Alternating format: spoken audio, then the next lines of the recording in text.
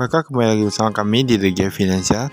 Kali ini kita akan melihat apa yang bisa kami temukan di saham FAS atau PT Fasland Indonesia Tbk. Nah, ini pengukuran kuartal ketiga 2024 karena yang tahunan belum keluar ya. Direktur utamanya itu Vicky Vergilius Gunawan, kemudian dari direkturnya itu Stanley Gunawan. Nah, ini semua rata-rata Gunawan, nama kantor mereka ada di Bandar Lampung, tepatnya di Jalan Tembesu nomor 80A. Nah, kita lihat di sini untuk laporan keuangannya itu gimana ya. Dia nilainya itu dia 1 tahun penuh. Nilai 1 tahun penuh tapi betul itu dia rupiah.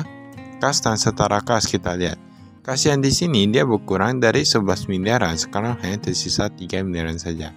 Nah, untuk yang piutang usaha kita lihat masih oke-oke aja lah ya. Total aset lancanya dia berkurang.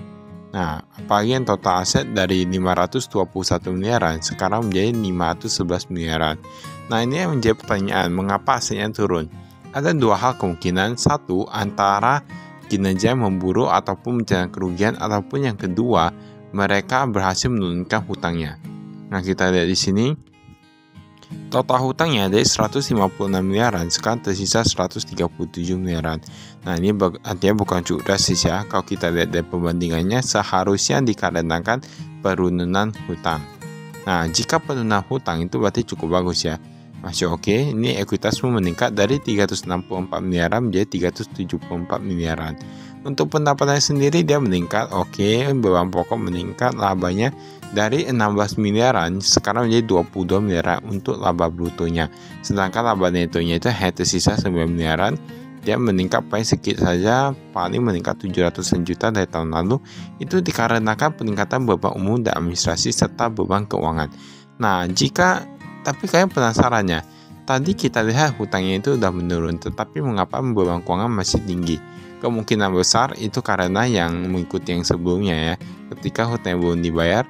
Dan nanti kita lihat gimana ke depannya, seharusnya bunga udah lebih rendah, seharusnya labanya nanti bisa lebih tinggi sih. Pembayaran kepada karyawan, pemasok pun meningkat ya, dari 2 miliaran sekarang menjadi 5 miliaran, karyawan pun meningkat.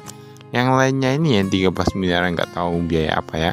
Kita lihat nanti apakah bisa kami temukan di laporan keuangan kali ini. Kita skip. Ini ada komisarisnya. Jika kita lihat di sini manajemen kayak nggak ada yang berubah ya, nggak ada yang berubah. Nah, ini untuk yang karyawan tetapnya. Yang kemarin mereka punya 37 orang karyawan pas akhir tahun 2023. Tapi untuk yang kuartal ketiga 2024 menjadi 32. Dia berkurang sedikit ya,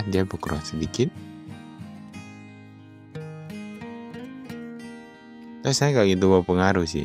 Banyak sekali perusahaan yang dia hanya menginfokan karyawan tetapnya.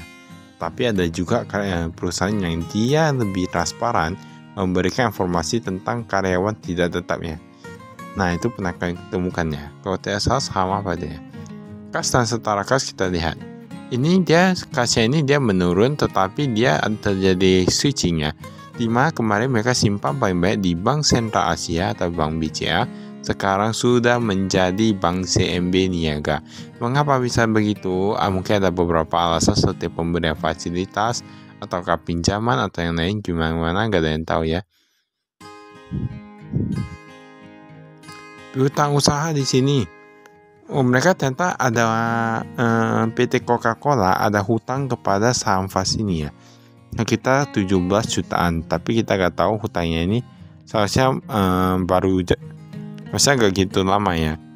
Mungkin belum jatuh tempo atau gimana, kurang tahu. Ini ada kepada Lion Express juga ada hutang ke PT FAS ini. Ini karyawan ada hutang juga, tapi karyawan menurun drastis ya, kok gitu. Biasa karyawan terus meningkat. Ini properti investasi.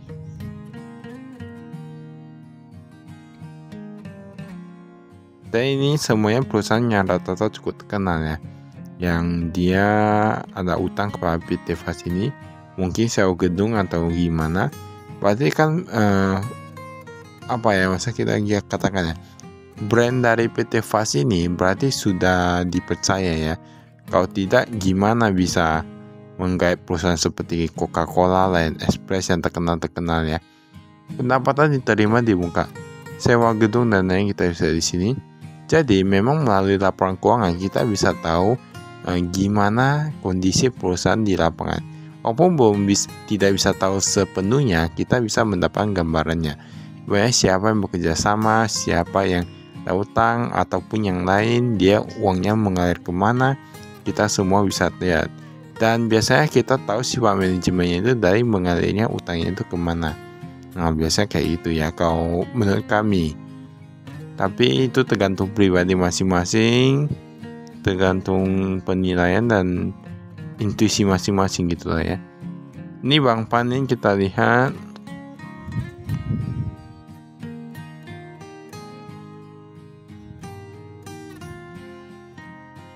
Nah, ini kita lihat. Oh, ini persyaratan membatasi hak perusahaan dari perusahaan dalam pengecualian dari Bank BCA sebagai berikut. Memberitahukan kepada BCA secara tertulis setiap terjadi perubahan anggaran dasar perusahaan. Nah, berarti semuanya harus diinfokan ke BCA ya. Wajib memberitahukan kepada BCA secara tertulis terlebih dahulu apabila perusahaan akan melakukan pembagian dividen lebih dari 30% dari laba tahun berjalan. Nah, perubahan susunan pengurus diperbolehkan oleh ketentuan Bapak Hendy Gunawan dan keluarga tetap dalam susunan kepengurusan sebelum dilaksanakan RUPS minimal 14 hari. Dan kita lihat di sini, kita bisa tahu bahwa siapa yang mendapatkan informasi duluan ketika sebuah perusahaan mau melakukan seperti RUPS dan lain gitu ya. Nah, jadi sudah tahu ya gimana caranya bank-bank besar di Indonesia bisa tahu duluan informasinya daripada investor saham. Nah, sudah tahu ya. Nah, ini dalam pemegang sahamnya. Dan kalau kita lihat seperti yang tadi, itu memang ada beberapa perusahaan yang maksudnya beberapa bank yang dia misalnya perusahaan ini mau pinjam uang tapi misalnya anggunannya kurang atau apa. Tapi kalau untuk mengurangi resiko, bank mengharuskan mereka untuk wajib melaporkan setiap perubahan laporan keuangan, setiap pengen dibuat seperti kejadian perusahaan atau gimana aktivitas perusahaan perlu dilaporkan kayak gitu ya. Nah, jadi itulah asal mengapa mereka bisa tahu duluan. Ini pendapatan paling banyak di sewa gedung ya, meningkat pun di sewa gedung, di jasa dan keamanan lingkungan. Nah, ini pun meningkat di sana ya. Dan sudah apa ya? Jadi semuanya sudah tahu alasan mengapa bank-bank besar ataupun bank di Indonesia bisa tahu duluan, ataupun institusi besar mungkin ya seperti lembaga pembiayaan dan lain-lain. Nah, bisa tahu duluan informasi mengenai sebuah perusahaan yang di pasar modal ataupun tidak di luar pasar modal. Nah, jadi saya bisa tahu ya, mungkin yang kerja di bank agak lebih diuntungkan jika mereka punya reaksi seperti itu ya. Ini bebannya bisa di sini.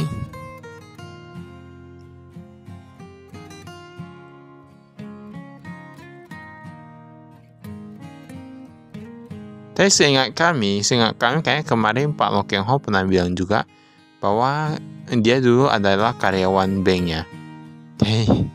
Jadi karyawan bank seharusnya bisa tahu sih kalau misalnya mereka bergerak di bank ini. Kayaknya kemarin katanya di tata usaha ya, tapi nggak tahu juga ya. Nah, ini bisa lihat. Maka itu saya dari kami, sekian, terima kasih, saya investasi.